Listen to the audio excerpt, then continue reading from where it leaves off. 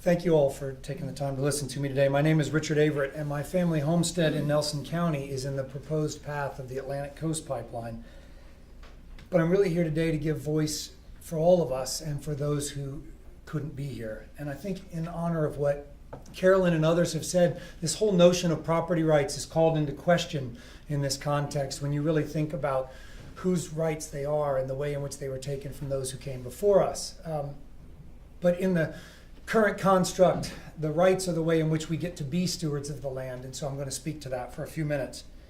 So in Paris on December 10th of 1948, the Universal Declaration of Human Rights, or the UN Universal Declaration of Human Rights, was signed to establish a global compact among free nations to protect the inherent dignity and the equal and inalienable rights of all members of the human family as the foundation of freedom, justice, and peace in the world.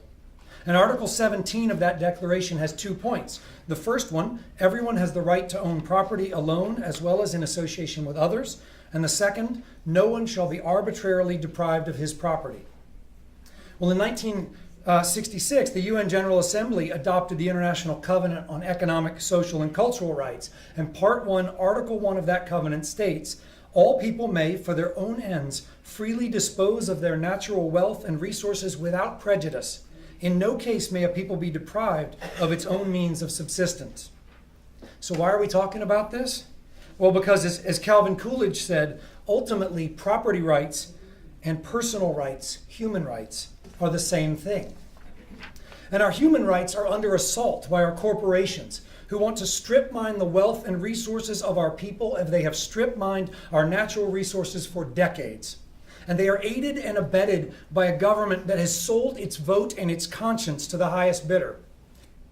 Our economic and human freedom is founded on individual property rights, and government should very seldomly and carefully be permitted to take those away. I understand that eminent domain is an important tool for a cohesive society, and still it is an extraordinary power of the state to take the private property of an individual for any public need. And with such great power comes great responsibility. The Founding Fathers were very specific when they defined the use of eminent domain. In short, the power requires at least 2 key conditions are met. First, the state must demonstrate that there is true public need. And second, the value or asset of the property which is transferred should go into the hands of the community, a city, a county, a state, even the federal government, for the benefit of all. But over the years, our elected officials and our courts have been persuaded by corporations to extend the idea of need first to purpose, a shift that meant that the state might like to take the land for a new use, but it may not actually be necessary. And finally, with the Kelo decision in 2005, they shifted further from need to purpose to this notion of benefit. And benefit opened the door to any argument by virtually any business or government entity to allow seizure of your land for any purpose that they deem is a better use of that land than the purpose that you have for that land.